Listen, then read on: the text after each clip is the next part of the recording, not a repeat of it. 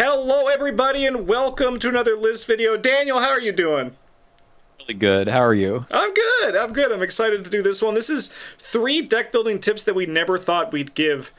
And this one was an interesting one to come up with. I don't know how for you, but I feel like a little bit this is like what I told Eric when we first played a game together, when we first played Dunwich Blind, and I came with a mark deck with like 3 guns in it. 2 guns in it. And I was like, Eric, don't ever do this. Like, this is not good. This is just what I do because I've played this a bunch and I feel confident that I can get through this. And that's kind of like when I was putting this together. I was like, this is advice that I don't want to give people, but I think it's advice I follow, and I think that it's sound advice to get better at Arkham. So it's just a very strange sort of video to come up with here. How did you find coming up with these? It took me a little while. I had to sleep on it. You told me yesterday about the list video, and I was like, I have no idea. I feel like these are just tips I would give anyone anytime. And then I woke up in the middle of the night, as happens, and I was like, I've got it. Yeah. These are the these are the things I want to talk about. I don't think they're quite in the same vein as like advice that's bad. That don't do as I say, not as I do kind of thing. Um, but the ones I chose, I think, are just more interesting to conceptualize about how people go about building decks, playing the decks for sure. And I think these are pieces of good advice that I have. So we'll discuss it because I think we have some differing opinions here and there. Yeah. Although maybe not. I think I've learned some things from you. Yeah, I mean, we'll see. Yeah, we'll see. I'm excited to talk about this one. I'll throw the first one to you for this one here. Your first tip that you never thought you'd give is... Cheap decks are fun too. I like to play expensive things. I like all of those assets that cost like 5 or 7 or whatever because I think they're just fun. They just have a lot going with them, and it's exciting to put the thing down on the field. And this is somewhere where you and I often differ. In Innsmouth, that treachery syzygy, the one that says you have to choose all investigators take 2 horror, lose 3 resources, or you place a doom on the agenda. And I know you always pick the lose 3 resources one, right?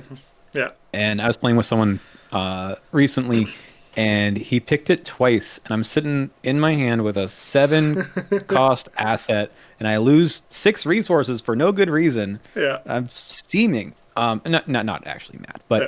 but I would take the horror any day of the week. I need my money. But I also have had fun playing the decks that don't require that many resources, that they're more skill based, they're have maybe cheap events, although even like a 1 cost event, if you keep replaying these, they do add up quite a bit. But yeah, it's like you can get a lot done with those cheap decks, and I think they're a lot of fun. Also, because sometimes you get to ignore those type of treacheries where you're like, who cares? I can lose resources. So I never thought I would say it, but I have had a good time playing the more low to the ground, to use a term that you use all the time, decks. But I also enjoy the expensive ones too. I'm just saying that there's room for enjoying the cheap ones. I think that this is actually just sound advice in general, that the card pool is big, explore it, right? Like, try out different decks. Don't let, like, your usual preferences determine, like, don't start with your economy because you're going to need expensive cards, right? Like, finish there because then you can find the best economy for what your curve is, right? As we were talking before this, the tip of mine that didn't make the cut was cut your economy. Because if your deck gets a lower curve as you get more upgrades, you don't need the same economy that you had at the start. That's right. Yeah. And Yeah, I've noticed that there's also not as many good upgraded economy cards. I think there's more than there used to be. Like Hunting Jacket and Ample Supplies have done a lot, but really a lot of the economy was at level 0, and it was just yeah. sort of there it is. So upgrading sometimes meant I need to cut the economy cards just to make room for other stuff, and you might not need the economy anymore. Yeah.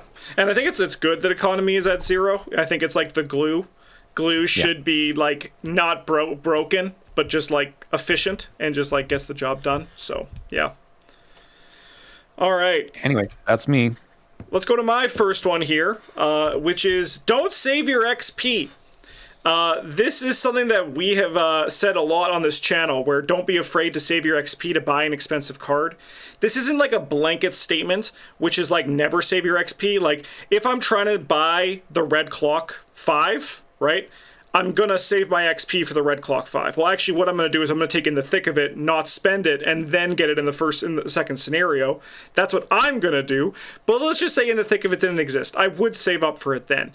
Or if I was like saving up for, like, if I had a specific goal in mind, right? But something that I have taken and learned from Astute Dunsparce, a longtime viewer of the channel, is that level 0 cards are good, but level 1 XP cards are also very good. There's a lot of like 1 or 2 XP cards that are just like glue pieces to just like make sure your deck is a little bit more efficient. So an example of this was I'm building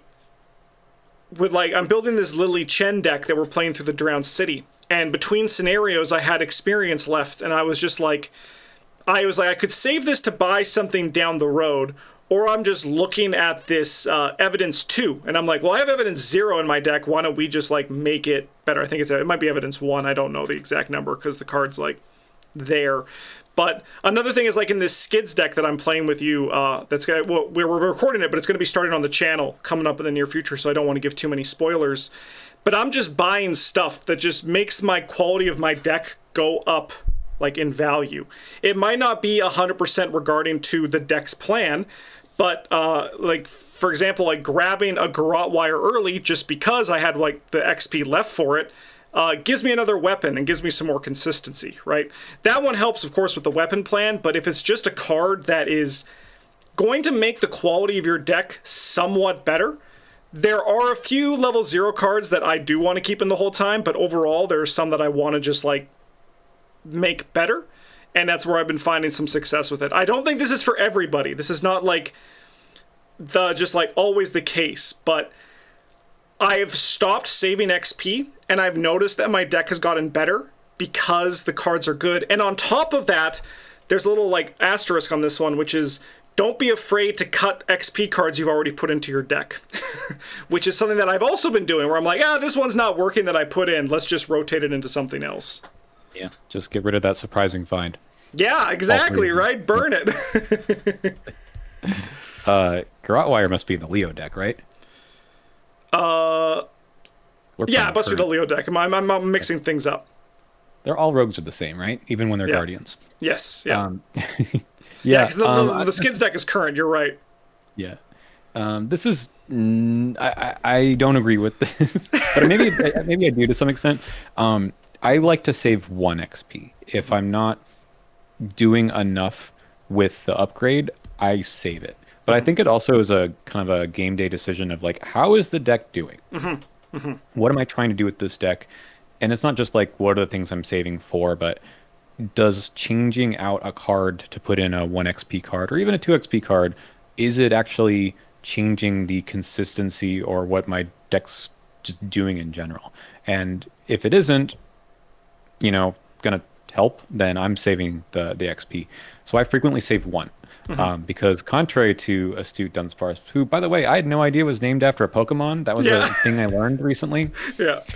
I like some level 1 cards, but they have to do something super different than the level 0 ones. Maybe I'll be talking about that in a second. Yeah. No, the secret is you got to find, like, 8 pet level 1 cards that are just always good in your decks, and you just like, hey, you're the pet card, I'm going to put you in here. Yep. Like, reliable. I'll always put that in a Guardian deck, just because it's reliable. Sweeping Kick. Yeah, Sweeping Kick, yeah, like that. Guardian is, like, the best level 1 cards, I think. There's some really good stuff there that just, like even, like, just, like, grabbing a 1 of Ever Vigilant, right? Like, that's also goes really far. Yeah, this is so also for people watching at home, this was the one that I had to, like, put in the list. I had a hard time figuring out a third one. So this one I had a hard time writing down. And, like, I don't agree with it fully, but it is, like, in practice. I've been watching my spending habits for XP. And like you, Bryn also always ends with 1 XP. So maybe you guys are living in the same headspace for that kind of thing, but... Maybe. I've actually found like I've gone the other way, where I used to just spend everything because I thought it was improving the deck, and now I'm saving it. That's the crazy thing about this game, isn't it? Maybe in like this time next year, I'll be saving XP again. But right now, I'm like, yeah, I'll buy this card that is good enough that I want to play here. Yeah. And again, to be fair, there's a lot of very good level 1 cards. Like throwing in the level 1 evidence makes a lot of sense. Like, Yeah. why not? If that's part of what your deck is already doing, Yeah. it's just better. Yeah, and this is also even for like it's not even just like talking about like 2 level 1 cards, but like if I have 3 XP but nothing I know I need, I'll just buy a 3 XP card that I think is like good enough. That's to like Yeah. that'll make the deck better. It also falls in that it's not just about like the tiny amounts. It's like I'll like even like after Drowned City, because you get so much XP, I just bought like a 5 XP card because I was like, yeah, why not? I'll just throw that in here and see how it goes. Yeah. All right, your next one here is It's okay to be boring while fighting. And maybe sometimes you have to be. So this is especially when you're talking about lower player counts. I think in 3 or 4, you can start to be a little memey with your fighting. Or if you're playing more flexes or something like that where there's some backup. But I think if you're playing solo, and certainly if you're playing 2-player as well, there's a lot of pressure on the fighter. And I didn't really appreciate this until more recently when I've been playing more 2-player. But it used to be that I thought that being a fighter was just kind of boring. So I needed to do something fun or interesting to not just be like, I swing the hammer. Not that I played Cyclopean Hammer, but you know what I mean, right? yeah. So that was kind of my mindset for a long time. And then I've switched because I've seen what happens when you just royally screw up as the fighter. And it is bad. And it like you have to be ready in some campaigns for turn 2 enemies showing up. And if you don't have a plan, like you can't evade them, and you haven't drawn weapons, all of that, it's just a bad time. So it's okay to play Machete. It's okay to play Runic Axe. Maybe, even it's okay to play some of these like just dull upgraded cards like Blessed Blade 4 because it gets the job done. And you just don't want to be struggling at the beginning. I was playing with a friend who was playing Parallel Zoe who thought, hey, I get Charm Access. Wouldn't it be cool to play Dream Diary? Because then you get the +4 when you're engaged with an enemy. That seems really fun.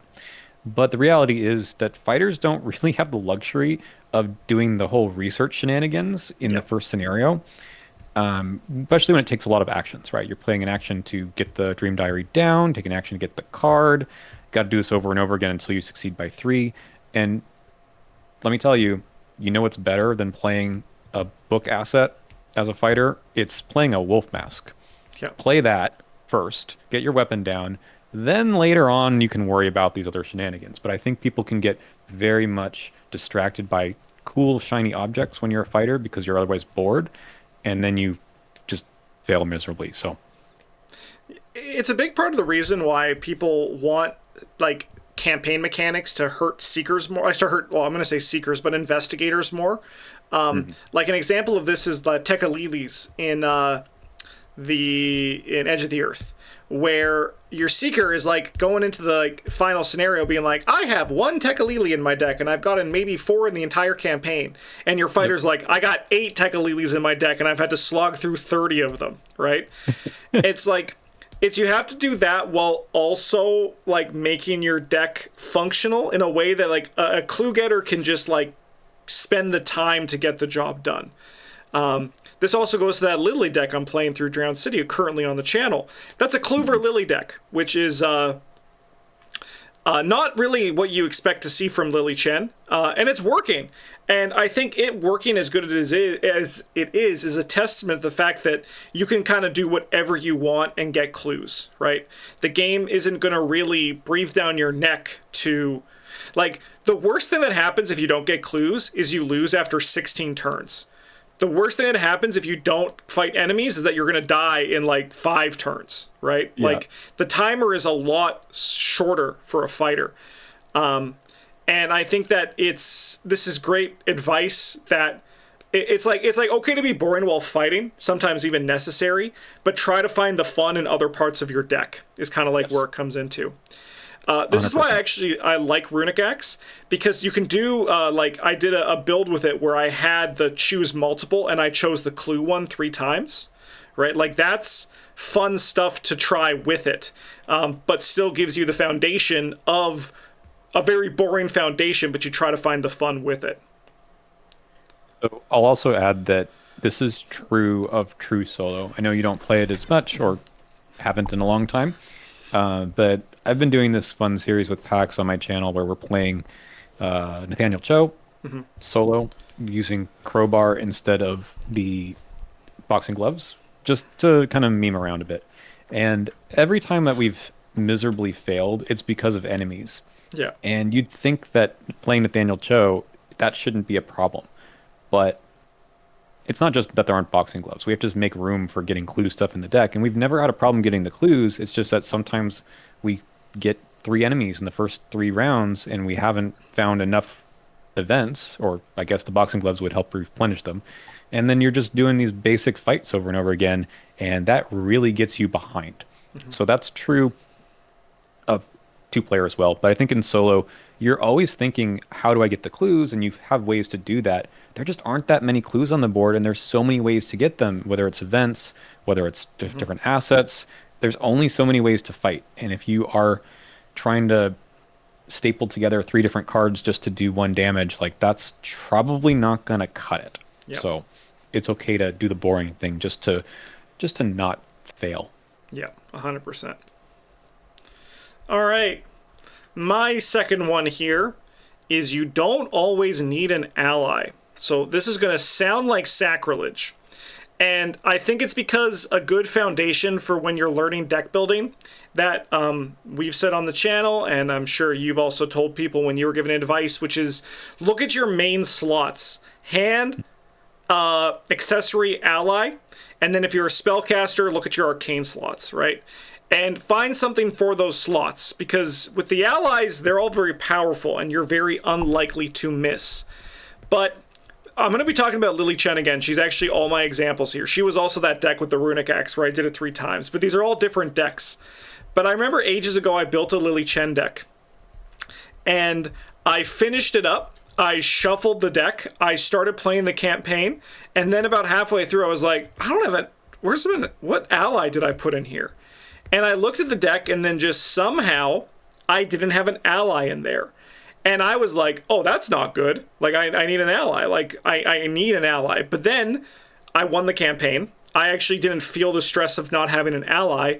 And my curve actually became better because of it, because my thing was lower. Otherwise, I probably would have put a beat cop in there, right? And because that's just the easy thing to put in, right? Or like, and then like upgrade into the other one down the road, or even like get like a placeholder, like a Tetsuo Mori. And all of these are good allies. I'm not saying allies are bad, but a big thing that really leveled up my philosophy for deck building was the fact that you don't always need to do the thing that you always do. Like, even going back to Lily Chen, let's look at what, like, Beat Cop does, right? Beat Cop gives you +1 fist and can ping enemies. The ping is really nice. That's hard to replace, but assuming your weapons get strong enough, you don't need to worry about it. A lot of people are playing Beat Cop realistically for that +1 fist for more consistency when you're coming fighting. But let's go back to my boy Reliable, right? Reliable is 1 resource and no action to give you what Beat Cop gives you on every one of your actions. It's basically just like a Guardian magnifying glass. And that was like one of those things where I was like, I can now, instead of finding an ally that I always play, I now have 2 more cards to play with. This changes a lot the value when your collection is bigger or smaller, because when you have a full collection, you can probably find something that is on rate, if not better, than that ally you were going to put into your deck. This is not always the case, because some decks want allies. However, another thing that made me realize this was ally rewards and campaigns are pretty common. And I've started to have to buy charisma to get an ally reward. So it's one of those things where sometimes I'm just putting in an ally because I have to, and then putting a 3 XP tax on my deck to get someone else. And if I just knew my campaign, I was like, oh, this ally's coming. I don't need to worry about that. An example is like Innsmouth. Innsmouth is going to make me change it because if I can get Eleanor Harper, that's a very strong ally that now I don't need to spend XP on. Yeah, okay. I agree with you in principle that what I do, so I think the better piece of advice that I think you're giving here is you think about what the ability is that the ally gives you first, and if you need that in your deck, go for it. Yes. If you Yeah. don't need that, or you can get it in a better way, then you don't need an ally. Like what's the purpose of playing that? I mean, I think the soak is not nothing. I know you do play fast and loose with the Yeah. health and sanity sometimes, but I do. Yes. Yeah. you're not wrong. I think there's a cool survivor archetype, right? Based on not playing any allies in your deck. So on your own, shows that you can get by perfectly fine without an ally. So I agree with that. I happen to find the allies' abilities to be too good to pass up. But I agree with you about uh, the story allies. They tend to be quite strong, and you might as well just take them and play them and not have to worry about having a card that's in your deck that you just aren't playing anymore because, why bother? The charisma tax is an interesting point there too. I do think that XP grows on trees these days, It so does. it It doesn't does. really hurt me too much to take charisma. In fact, I've gone through many stages of my Arkham playing where I'm like, I have two charismas in this deck because why not? And then sometimes I'm like, nah, who cares? We don't Yeah. need even one ally too much. But I'm also playing Innsmouth recently, and I have two charismas. Yeah. Yeah. But again, there's just too much XP, so it just feels easy to throw in the permanent cards, which Yes, yeah, it's very easy on that. Yeah, and it's like one of those things like I think that there's allies that are not replaceable, right? Like especially on like the rogue side. But like an example for the rogue one, this kind of goes into what you're saying and beyond. When you're looking at your level 0 deck, like you want Lola Santiago, right? You know you want Lola Santiago in your deck. You could put a level 0 ally placeholder in there, or you could just find a card that does your job quicker. Because then you're not going to just like spend an action on the first scenario putting down an ally that you don't need, right? Like you don't even have Satan whispering in your ear. Like honestly, right. just grab like a perception or a manual dexterity and just use those, right, in spot of that. Just like you don't always need an ally, even if you're upgrading into one. If you're Charlie Kane, you always need You an always ally. need an ally, yeah. Charlie Kane, he's the exception. He's definitely the exception here. And even also Leo Anderson. Leo Anderson, you're going to want to play an ally. Those are like those, yeah, always with them. Yeah. All right, let's go to your last point here, which is Level 0 cards are good, actually. I think I've noticed this way more recently, and I've been meaning to talk to you about this. Maybe it's a whole nother video, but there are a lot of very strong level 0 cards that just aren't replaceable by higher level cards. Don't get me wrong, there's a lot of really crappy level 0 cards too, and it's wild to me that the game has, level 0 first aid as a thing, and then also, I don't know, shortcut is a level 0 card, yeah. right? Like, how are these equivalent in terms of the cost to your deck? So, yes, there's some bad stuff out there for sure. But I think the power level of level 0 cards is, by and large, if you have a full card pool, quite good. So I recently played a Monterey Jack deck on my channel through Dark Matter, which has also an absurd amount of XP. And I ended up with 58 XP. It's a lot. That is a I lot. have 35 cards because I took Ancestral Knowledge. And I got to tell you that I believe it is outside of the permanent cards, of which there are many. I have 1, 2, 3, 4, 5, 6, 7, 8, 9, 10, 11 cards of the 35 are level 1 plus. The remaining 24 are level 0. That's pretty big. I mean, And that's for 2/3. Yeah. yeah, and for a 58 XP deck, that seems absurd. Again, there's so much that's in the permanent cards there, but I got so much value out of level 0 cards that I didn't want to replace them. There really wasn't a higher level card that did the same job, so why would I want to replace it? And you can get just so much going on. I mean, some of your favorite cards are level 0. A Yep. chemistry set, right? Chemistry set. There's Yeah. no upgraded version of that other than the Antikythera, but why not run both? Hell, Which, of course, you do. amen. Why not run? Is that what you're doing? No, I don't Oh, have space for those in the level 0 seeker cards, but yeah. there's just plenty of things that you can just, I don't want to say only get at level 0, but it's just not worth your XP if you're just minimally upgrading to something else that feels like sometimes a side grade. I think that Hmm. you should squeeze as much value as you can out of the level 0 decks. I think people are addicted to XP Hmm. and are playing to say like, I need to upgrade my deck at the end so it gets so much better. I'm like, maybe your level 0 deck actually can get the job done Yep. too, and you can focus more. This is going against your don't save the XP point.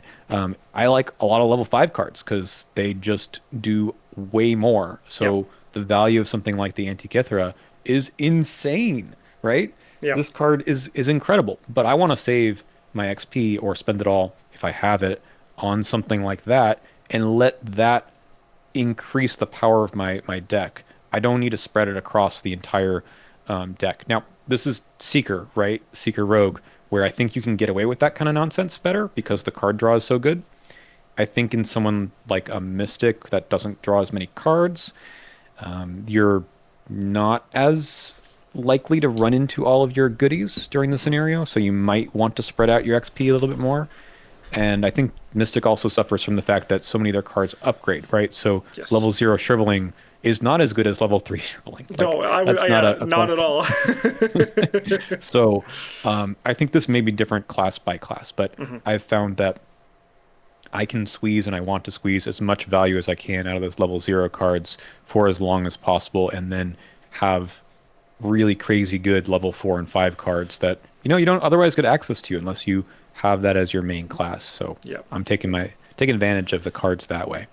I mean, I think that even though it does seem like there's a conflict between this and my first point, I think there actually is a sort of similarity there, where it's like, it's kind of like the whole point where it's like I could buy like 2 level 2 cards and bank an XP, or I could buy a level 5 card, right? It's kind of like the same sort of thing where if your deck's getting better in some way, you're just gonna like those level 0 cards are going to hold the fort and just like make sure like they get the job done.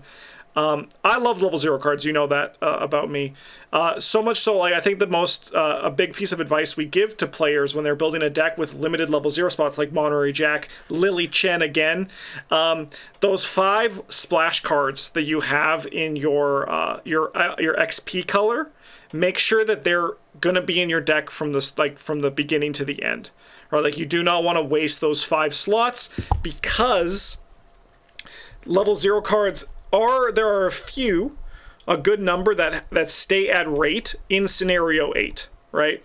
And like just one of those things to just keep in mind when you're building, that there are level 0 cards that are very good, and some that even compete with what you get out of high XP cards while being level 0. Yeah.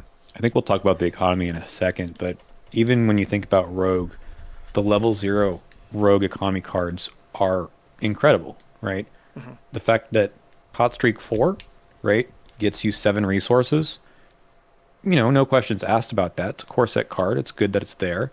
But you compare that to Bank Job, Mm-hmm. Grift, Faustian Bargain, whatever. Even 21 or Bust can get you the 7 resources too. Yeah. So is that 4 XP really worth it to upgrade into something a bit more reliable? Or would you rather spend it on something else that does something your deck didn't do before? Yeah. Yeah. All right, and my final point here is find the best economy for your deck, not just the best economy. This is something that I've been preaching for a while, and so much so that I remember Travis and we had a friendly little tiff about it on in a video where I was like, you don't always need to run Faustian Bargain. And Travis was like, that's stupid. You always got to run Faustian Bargain. And I've had a lot of people actually reach out to me who consider themselves spikes, and they say, why would I not just play Faustian Bargain first in all my decks? And a big thing for this is that I've seen a lot of people play Faustian Bargain. And a lot of the time, they're ending the scenario with 8 resources. And even if they're sharing it up, there's just like excess resources that come here. Faustian Bargain is a very good economy card. It gets the job done, and if you need a big burst of resources, or you have like a reason to share those resources that is advantageous for your deck, it's very good and run it.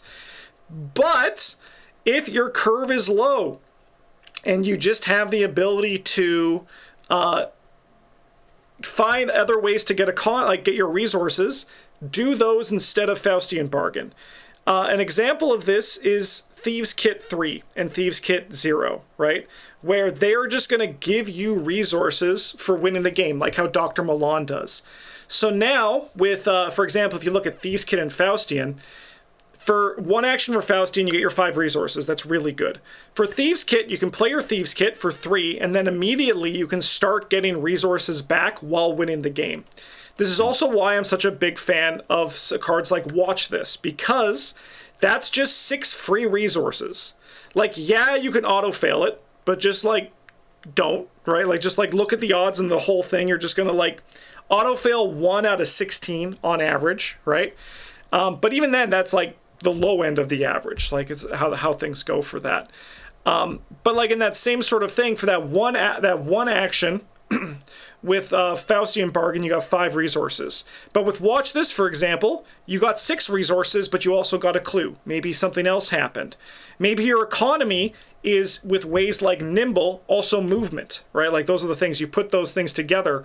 And I think that it's very rare where you're going to find a time where Faustian Bargain isn't the right economy for your deck, right? But is it the best economy for your deck? It's that sort of thing. Like, same thing, look at your card draw, right? Like, this also goes for card draw. Like, Deep Knowledge, good card. I don't play it because it takes an action to draw a card when I can just play a skill or something else, like a Grim Memoir, that gives you a card while you're going through it. I think that that's the kind of thing that the real value for where economy comes in this game. And I think that people need to stop just looking at what is always there and try to find what is the best to put there. Yeah, I think that there's so many different economy cards now in the whole card pool that it's easy to find the right card. But when we've played current, it's sometimes really tough. And you're just saying, I need anything. And that's true of any of our deck building challenges that we've done, where it's like, oh my god, an emergency cache. I'll take the emergency cache, thank you. So yeah, I think it's more fun and it's interesting to play around these other more synergistic pieces. And you've also said this, you said about Thieves Kit, but like even Mauser gives you money, right? There's a lot out there to help. So I'm not just immediately saying, oh, I need economy in this deck, slap in the stuff that you've always seen. There's more to it. And I think even sometimes the best economy can be the tri-class talents from Edge of the Earth that can just do a lot for you for your skill test too. So you're not just using it for resources, right? You mentioned like, why are you ending your scenarios with 8 resources? Well, those cards are neat because they are kind of a way to upgrade your economy into something that stops being economy when you don't need it anymore, and you funnel it instead into the skill boosts. No, that was when the current stuff was announced and everyone was like, oh, Rogue's gonna die in a ditch on this. While there's struggles for the Skids deck that I'm playing with current through you, I don't think one of them is resources. Like, admittedly, I have drawn a good number of Elder Signs, but as you do. I like how things have changed. It used to be the other way, but like Mauser does a lot, right? Like, that's just like money for killing things. And this goes back to what you were saying at the start of this, which is like, if your curve is low, you don't need to go high. And like, I can hear the argument where people are like, but Faustian Bargain you can use for other people. But isn't it under the assumption that their economy is going to be good, right? So then in that case, is it actually like for them, or is it like only going to be for you, right? Like, is everyone going to end this campaign or this scenario with resources unspent, right? And it's not like that's not like the best metric for if it was over economy, because things can change from each scenario. But like if you're ending the scenario with like 8 plus resources, odds are there's something you can fix there, right? Like smaller amounts, it's unlikely to be like an issue for that. But like if you're constantly ending with a lot, maybe like unless you're a big money dragon deck, which is where you want to be, it's like, is there something wrong here? And it's like, it's those weird kind of like deck analysis where it's like, but everything's functioning, everything's great. But the reality is that it can be better, because that's a sign that there's something that's probably slightly amiss with like the efficiency. Of course, my argument there is you're ending with 8 resources. Time to put something expensive in the deck. Yeah, well, that's the thing. Like that could be the solution, right? Like if your economy is very good, that is something. That's like either like lower your economy or find something to make that, like, to spend that economy on. And that's why people like the permanent cards like Streetwise and like Higher Education, because that's a way to do it. So like that's kind of going against what this point over here is, but I think it's also a good solution to that. Like that's where like the upgrading can get really, really neat for this game. Okay. Yeah, I think that's it. I think we did it. All right. Well, 3 deck building tips we never thought we'd give. Hope you guys found something interesting here. And let me know if there's anything strange that I guess it's like it's not really the thing here, but it's how I kind of felt for some of mine. Your Arkham like deck building shames that you seem to follow that just seems to go against unconventional wisdom. Let us know about those in the comments down below. Otherwise, thank you for watching. Daniel, thank you for joining me for another list video. I always like talking with you about Arkham. Otherwise, have a great one. Thanks for watching, and as always, GG's.